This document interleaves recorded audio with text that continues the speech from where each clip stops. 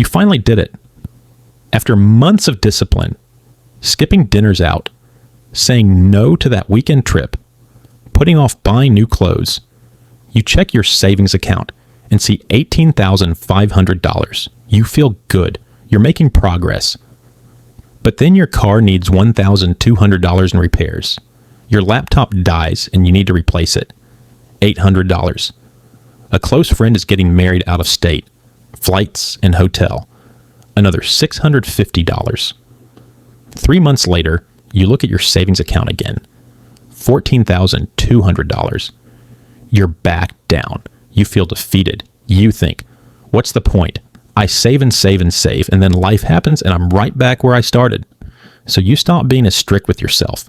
You start spending a bit more freely because the discipline doesn't seem to matter anyway, and your savings never breaks past that $20,000 barrier.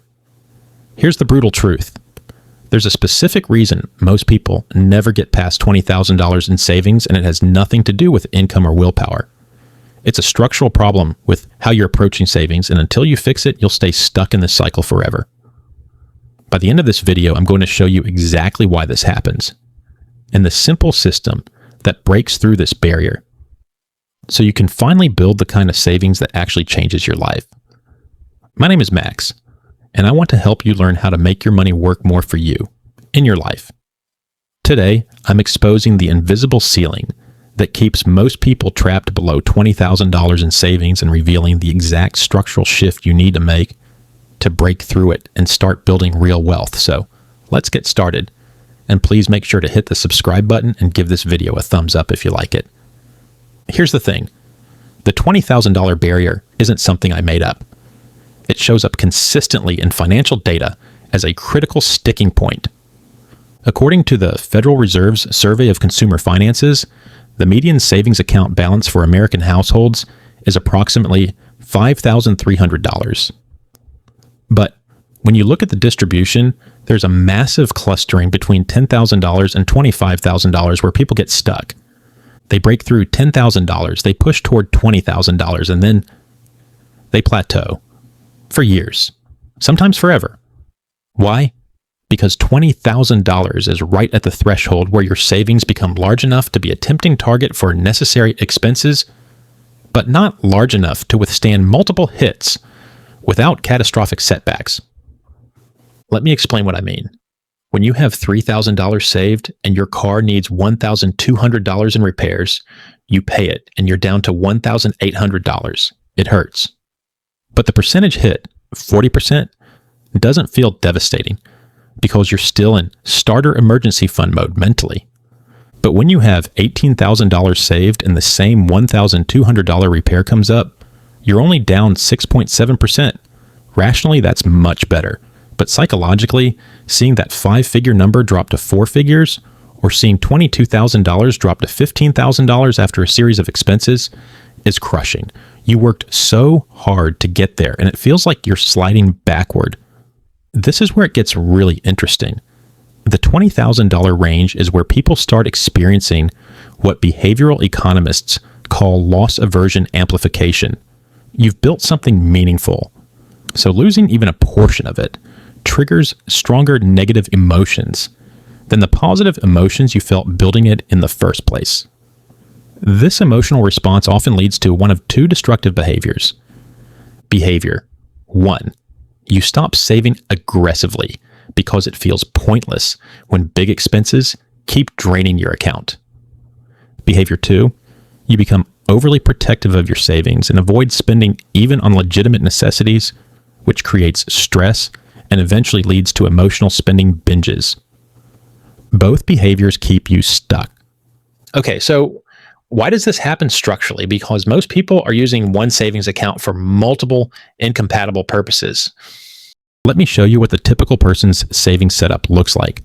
One savings account containing emergency fund money, money for planned future expenses, car replacement, home down payment, vacation, money for irregular but predictable expenses, annual insurance premiums, holiday gifts, car registration, general savings with no specific purpose.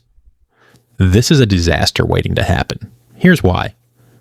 When all your money is in one bucket, every withdrawal feels like you're breaking into savings. There's no psychological or structural difference between using savings for a true emergency, job loss, medical crisis, versus using it for a planned expense, replacing tires you knew would wear out, annual car registration.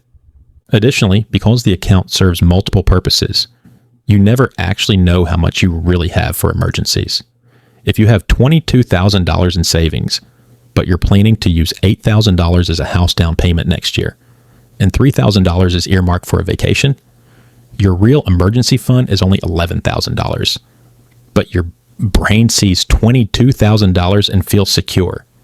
Then when multiple expenses hit, some emergencies, some planned, your savings drops to $14,000 and you panic, even though maybe only $4,000 of that decline was actually from emergencies. The other $4,000 was from planned expenses you should have budgeted for separately. Here's what most people don't realize. Breaking through $20,000 isn't about saving more aggressively. It's about restructuring how you save so that expected expenses stop masquerading as emergencies and draining your emergency fund. Additionally, let me show you the system that actually works, the one that allows you to break through $20,000 and keep going to $50,000, $100,000, and beyond.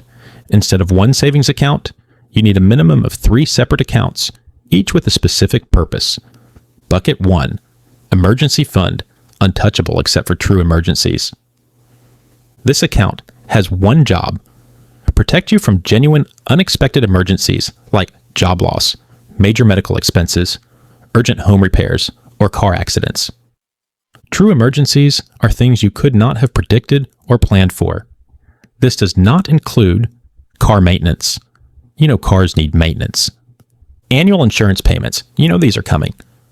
Holiday gifts. Christmas happens every year.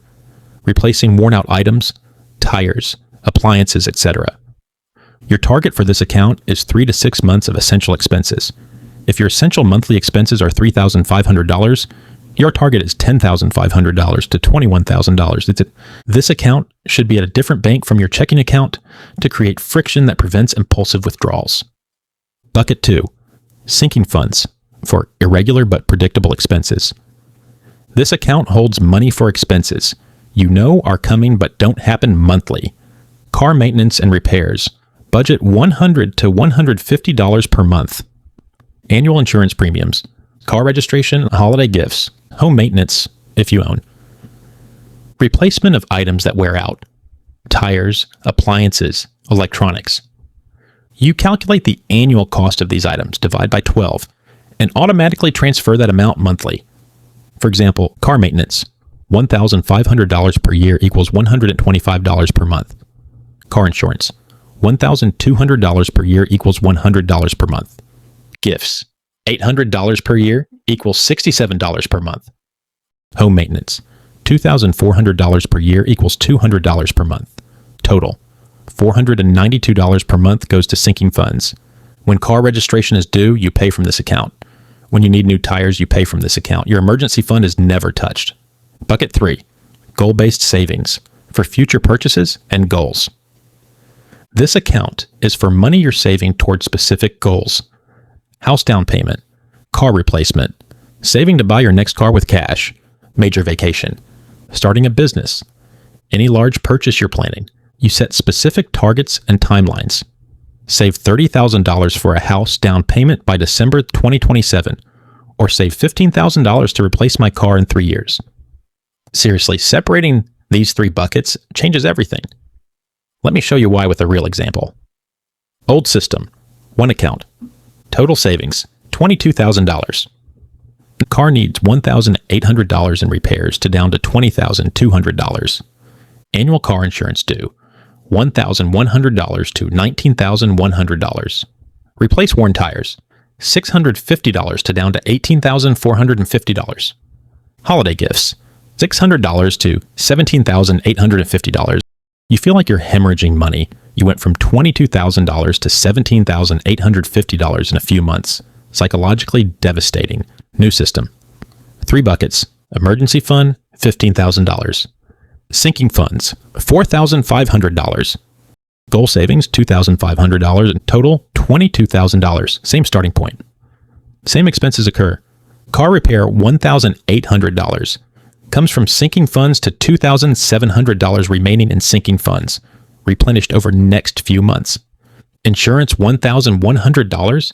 Comes from sinking funds to $1,600 remaining. Tires, $650. Comes from sinking funds to $950 remaining. Gifts, $600. Comes from sinking funds to $350 remaining.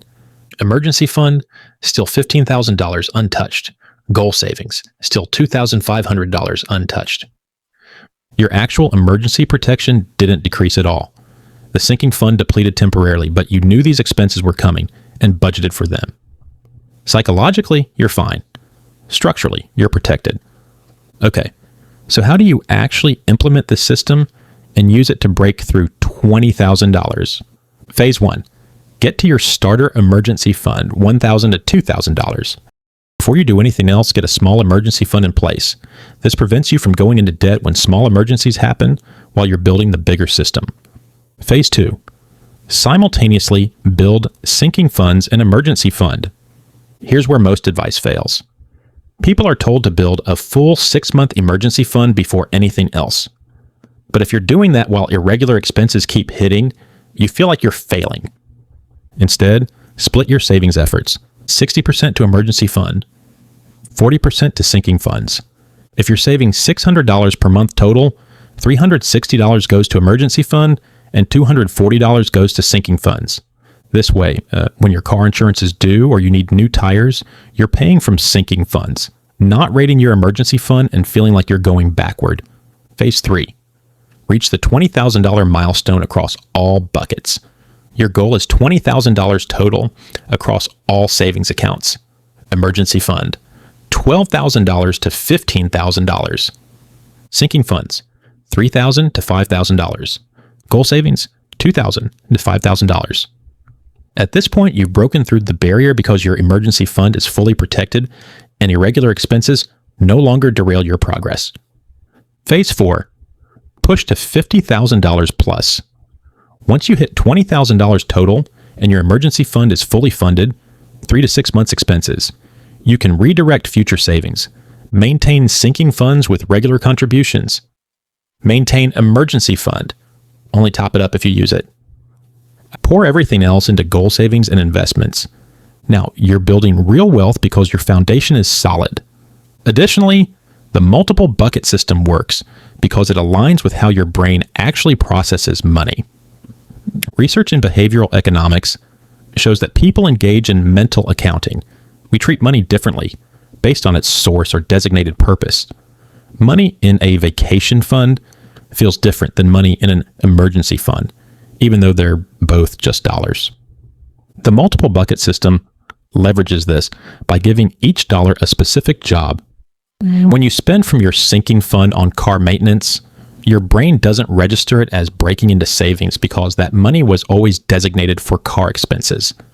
But when everything is in one account, every withdrawal feels like a failure, which creates negative emotional associations with saving.